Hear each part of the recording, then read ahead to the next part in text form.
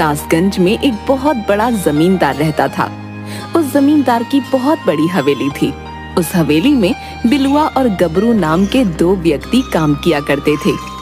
बिलुआ स्वभाव से चतुर और मक्कार किस्म का व्यक्ति था, तो वहीं गबरू एक बेवकूफ छोटे कद का बहुत भोला व्यक्ति था। बिलुआ जमींदार के कमरे की सफाई कर रहा था कि तभी जमींदार उसे आवाज लगाता है। अरे बिलुआ, ओ बिलुआ, अरे कहाँ मर गया रे?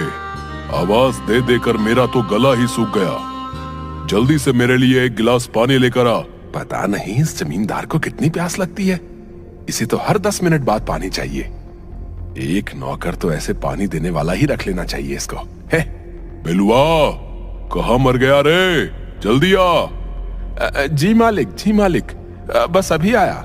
बिलुआ तुरंत एक गिलास पानी लेकर जमींदार के कमरे में पहुंच गया, मगर उसने देखा जमींदार पानी पी रहा था। मालिक, जब आपके पास पानी था तो आपने मुझसे क्यों मंगाया? बेवकूफ कहीं के, तुझे आवाज लगा लगा कर मेरा गला सूख गया। मुझे फिर गबरू को आवाज लगानी पड़ी। बिलुआ गबरू को गुस्से से देखता हुआ बड़बड़ाता हुआ वहाँ से चला गया। वो अंदर ही अंदर गबरू से बहुत जलता था। इस गबरू ने तो मेरा जीना हराम कर रखा है। हमेशा मुझे जमींदार के सामने बेइज्जत करने का बहाना ढूंढता रहता है। एक बार मौका मिला तो इसे अच्छा सबक सिखाऊंगा। शाम को बिलुआ अपना जल्दी जल्दी काम खत्म करके वहाँ से चल दिया। रास्ते में बिलुआ को कनुआ नाई मिल गया। अरे क्या हाल है बिलुआ भैया? आज कैसे गुस्से में चले जा रहे हो? लगता है जमींदार ने आज तुम्हें फिर से खरी खोटी सुना दी है। तुम्हें क्या कनुआ भैया, तुम अपने काम से काम रखो। वो तो सब ठीक है बिलुआ भैया, लेकिन यहाँ इस तरफ काहे को जा रहे हो? तुम्हारा घर तो दूसरी तरफ पड़ता है ना। तुम्हें इससे क्या मतलब है? तुम्हारी जासूसी करने की आदत नहीं जाती। मैं जानता हूँ जरूर चंपा से मिलने जा रहे होगे। अभी अभी उसे ही मैंने देखा था पेड़ के पास। जब सब कुछ जानते ही हो तो पूछना जरूरी है। हम तेरे गांव के तुम्हारे शुभ चिंतक, किसी दिन चंपा के पिता को तुम्हारे बारे में पता लग गया ना तो तुम्हारी चप्पलों से पीट पीट कर हालत खराब कर देंगे, बता रहे हैं। हाँ। अरे ऐसा बिल्कुल नहीं होगा। मैं तुम्हें एक राज की बात बताता हूँ बिलुआ भैया। चंपा का चक्कर तुमसे नहीं बल्कि गांव के ही रईस जादे बिल्लू से भी चल रहा है। वो सिर्फ तुम्हें बेवकूफ बना रही है, बेवकूफ। वो तुमसे विवाह नहीं करेगी, बता रहे। कनुआ नाई की बात पर बिलुआ बुरी तरह से झुंझला गया। अरे वो मुझसे विवाह करे या ना करे, है तुम्हें इससे क्या? तुम अपने काम से काम क्यों नहीं रखते भैया? अब रास्ता छोड़ो मेरा, जाने दो मुझे। कनुआ नाई ने हंसते हुए उसका रास्ता छोड़ दिया और बिलुआ सीधा एक पेड़ के पास पहुंच गया, जहाँ पर चंपा उसका इंतजार कर रही थी। 1 घंटे से तुम्हारा इंतजार कर रही हूँ बिलुआ, और तुम अब आए हो जब मेरा घर जाने का टाइम हो गया है। अरे बड़ी मुश्किल से तो आया हूँ, वरना उस जमींदार का बस चले तो मुझसे 24 घंटे काम करवाए। बहुत बहाने हो गए। पहले ये बताओ, तुमने आज मुझसे वादा किया था तुम मुझे 9 लखा हार पहनाओगे। कहाँ है मेरा 9 लखा हार? तेरा दिमाग ठीक है चंपा? 9 लखा का हार तो तू ऐसे मांग रही है जैसे कि बाजार में 4-5 रुपए का बिकता हो। मुझे कोई मतलब नहीं बिलुआ, मुझे 9 लखा हार चाहिए, फिर चाहे तुम चोरी करके लाओ कि डाका डाल के।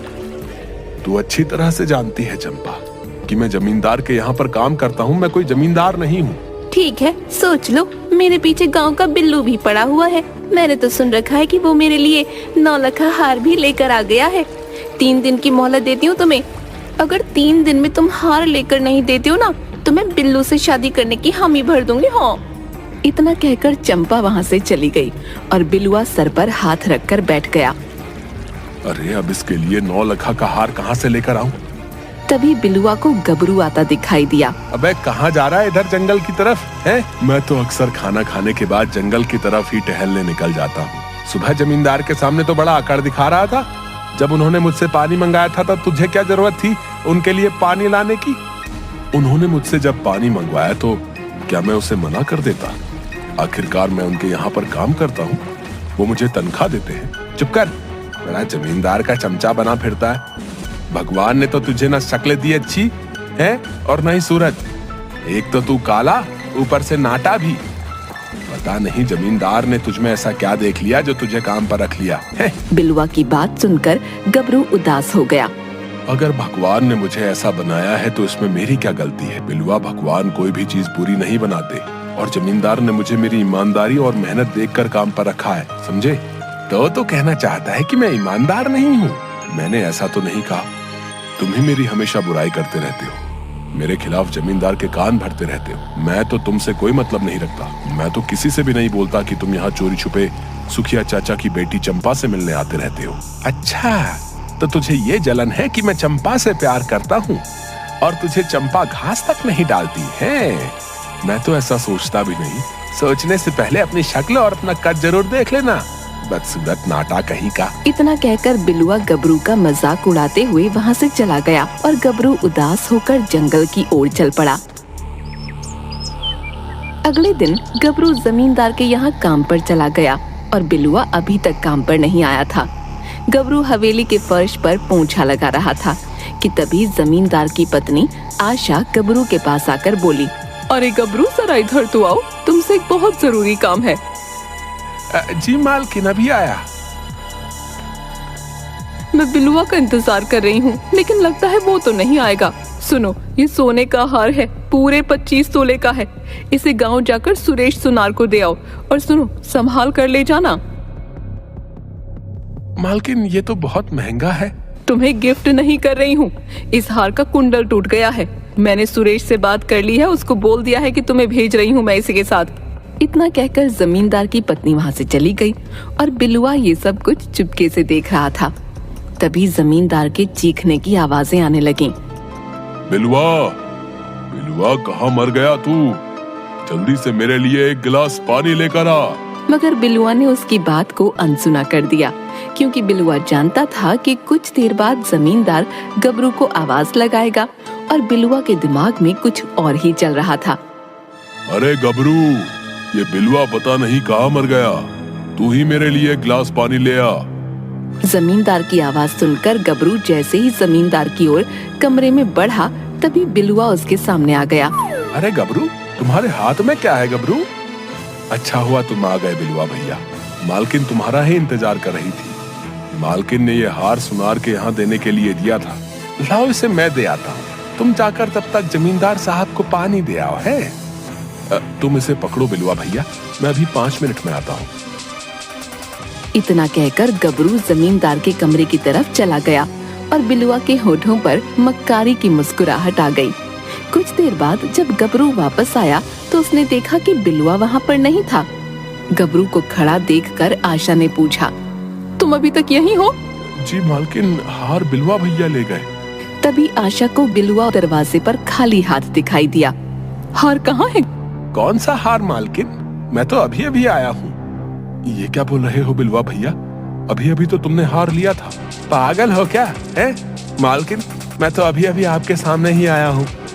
आशा बुरी तरह से चीखने लगी, अजी सुनते हो, बाहर आओ, तुम्हारा ये लड़ेंता गबरू तो चोर निकला। आशा की बात सुनकर जमींदार बाहर आ गया। क्या हुआ? क्यों कुत्ते की तरह भौंक रही है? मैं कुत्ते की तरह भौंक रही हूँ? कुत्ता तो तुम्हारा ये लड़ेता है, पूरे 25 तोले का हार हड़प गया। मैंने कुछ नहीं किया मालिक, मैंने वो हार बिलुआ भैया को दिया था।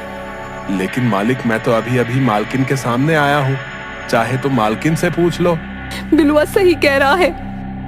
मक्कार नाटी, एक तो तुझे काम पर रखा, ऊपर से तूने मेरे ही घर चोरी कर ली। मेरी बात का यकीन कीजिए। तभी जमींदार ने अपने 4-5 गुंडे बुला लिए और उनकी ओर देखकर बोला, मारो इसको। उन सब ने गबरू को बुरी तरह से पीट डाला। ये देखकर बिलुआ बहुत खुश हो रहा था। कल तक 25 तोले का हार अगर मेरे पास नहीं आया तो तेरे घर वालों को धक्के देकर तेरे घर से बाहर निकाल दूंगा और तेरे घर पर कब्जा कर लूंगा। गबरू रोता हुआ चुपचाप जंगल की ओर चला गया।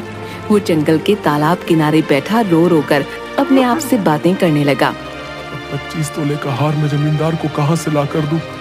एक तो गांव वाले वैसे भी मुझे बदसूरत और नाटा कहकर चिढ़ाते हैं, ऊपर से कल जमींदार मेरे घर वालों को घर से बाहर निकाल देगा तो मैं क्या करूंगा? मेरे जिंदा रहने का कोई हक नहीं है। इतना कहकर गबरू उस तालाब से छलांग लगाने ही वाला था कि तभी उस तालाब से एक धुआं उठा और एक बेहद भयानक चेहरे वाली चुड़ैल उसके सामने आ गई। चुड़ैल को देखकर गबरू बिल्कुल नहीं डरा। ये देखकर चुड़ैल को बड़ा आश्चर्य हुआ। ये तालाब मेरा है, मुझे देखकर अच्छे अच्छों की सिट्टी पिट्टी गुम हो जाती है। तुझे डर नहीं लग रहा? नहीं, क्योंकि तुमसे ज्यादा बदसूरत तो मैं हूँ। मुझे तुमसे डर क्यों लगेगा? किसने कहा कि तू मुझसे ज्यादा बदसूरत है? गाँव वालों ने। चुड़ैल अपनी आंखें बंद कर लेती है और अपने जादू के जोर से गबरू के साथ हुई घटना को देख लेती है। तो तू मरना चाहता है? हाँ, मेरे जीने का कोई मकसद नहीं। एक काम करो, तुम ही मुझे मार दो। नहीं, पहले इस तालाब में एक डुबकी लगा। डुबकी लगाने से ही तेरी मौत हो जाएगी। चुड़ैल की बात सुनकर गबरू दौड़ता हुआ तालाब में कूद जाता है, मगर जैसे ही डुबकी लगाकर अपना सर उठाता है, वो देखता है कि वो लंबा हो चुका था और एक सुंदर युवक में परिवर्तित हो चुका था। अब उसके सामने कोई चुड़ैल नहीं बल्कि एक सुंदर स्त्री खड़ी थी। मैं तो एक सुंदर नौजवान में बदल गया और तुम तो एक चुड़ैल थी। ये सब क्या है? मैं एक परी हूँ। तुम्हारा साफ दिल देखकर मुझे तुम पर दया आ गई। ये तालाब जादुई है। इतना कहकर उस सुंदर स्त्री ने एक सोने का भरा कलश गबरू को दे दिया। ये तो पूरा सोने का भरा हुआ है। मैं इतने सोने से क्या करूँगा? तुम्हें अब किसी की गुलामी करने की जरूरत नहीं है। इस सोने से तुम जमींदार का कर्ज चुका देना। गबरू खुश होता हुआ अपने घर की ओर चला गया। अगले दिन वो जमींदार के पास जाकर 25 तोले के बराबर सोना उसे दे आया।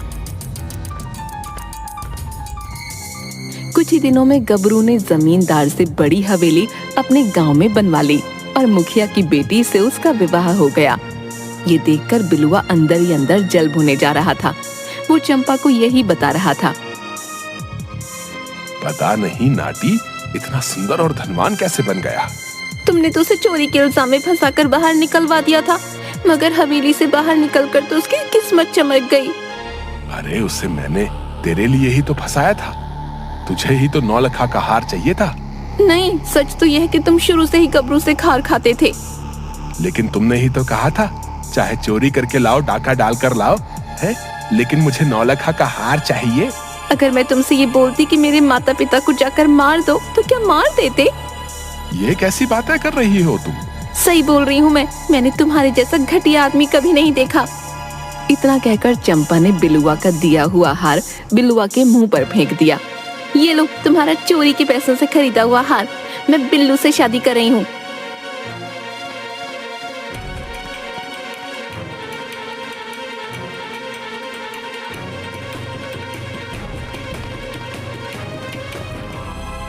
बिलुआ, तो वो तू है जिसने गबरू जैसे अच्छे इंसान पर गलत इल्जाम लगाकर उसे जलील करवाया। मुझे तुझसे ये उम्मीद नहीं थी। इतना कहकर जमींदार ने वो हार बिलुआ से छीन लिया और अपने आदमियों से बोला, देखते क्या हो, कुचल डालो इसे, मार मार कर भरता बना दो इसका। बिलुआ अपनी जान बचाने के लिए उसी जंगल की ओर भागा जिस जंगल में गबरू गया था। जमींदार के आदमी जंगल के बीच अचानक रुक गए। उनमें से एक आदमी बोला, अरे इसके आगे जाना बेकार है, इसके आगे कोई नहीं जाता। कहते हैं कि यहाँ पर एक चुड़ैल का राज है। सभी लोग वापस चल दिए और बिलुआ दौड़ता हुआ उसी तालाब के पास चला गया। तभी तालाब के पास जाते ही एक काला धुआं उठा। उसमें से एक भयानक शक्ल वाली चुड़ैल निकलकर बाहर आ गई। मेरे तालाब के पास तू क्या कर रहा है? बिलुआ चुड़ैल को देखकर बुरी तरह से घबरा गया। चुड़ैल ने अपनी आंखें बंद करके बिलुआ के बारे में सब कुछ जान लिया। अचानक वो सुंदर स्त्री के रूप में परिवर्तित हो गई। ये देखकर बिलुआ बहुत हैरान रह गया। कौन है आप? कुछ समय पहले तुम्हारा दोस्त गबरू यहाँ आया था और इस तालाब में डुबकी लगाकर सुंदर युवक और बेहद अमीर हो गया। अच्छा, तो इसका मतलब उसके सुंदर और अमीर होने का ये राज है। अगर मैं भी इस तालाब में डुबकी लगाऊं, तो क्या मैं भी अमीर और सुंदर हो जाऊंगा? अगर तेरे दिल में किसी के प्रति कोई मैल और कपट नहीं होगा, तो वाकई उसके जैसा हो जाएगा। मगर याद रखना, अगर तू कपटी हुआ तो इसका उल्टा होगा। मेरे दिल में किसी के लिए कोई बैर और कपट नहीं है। इतना कहकर बिलुआ ने उस तालाब में कूद लगा दी मगर जैसे ही उसने तालाब में डुबकी लगाई और अपना सर ऊपर उठाया, उसने देखा कि उसके पूरे शरीर में जानवरों जैसे बाल निकल आए। ये मुझे क्या हो गया? मैं तो बदसूरत हो गया। दरअसल इस तालाब के अंदर एक खासियत है बिलुआ। मनुष्य जो अंदर से होता है, ये तालाब उसके शरीर को वैसा ही बना देता है। गबरू का दिल बेहद अच्छा और साफ सुथरा था, इसलिए उसका शरीर भी सुंदर हो गया। मगर तेरा दिल दूसरों के लिए कपट और मैल से भरा है, इसलिए तेरा शरीर भी ऐसा ही हो गया। मुझे माफ कर दो, मुझे पहले जैसा ही कर दो। अब ऐसा मुमकिन नहीं बिलुआ, अब तू सारी जिंदगी ऐसे ही रहेगा। बिलुआ रोता हुआ वहाँ से बाहर निकल आया और सारी जिंदगी उसने जंगल में ही रहकर काटी।